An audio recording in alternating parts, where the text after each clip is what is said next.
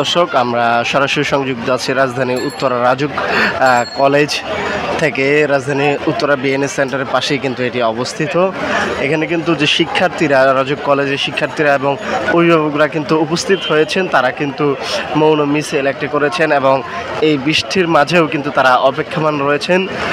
বৃষ্টি শুক্রবার হয় কিন্তু অনেকজনে জুমার নামাজ পড়ার উদ্দেশ্যে কিন্তু বাসায় চলে যাচ্ছেন, আবার কেউ কেউ এখনও রয়ে গিয়েছেন।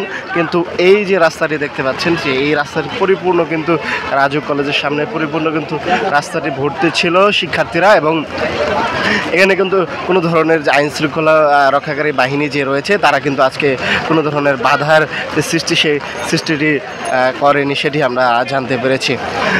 সর্বশেষ যে পরিস্থিতি, বৃষ্টির মাঝেও কিন্তু এখনও শিক্ষার্থীরা ভিজে ভিজে তাদের যে প্রতিবাদ, সেই প্রতিবাদ কিন্তু তারা জানাচ্ছে।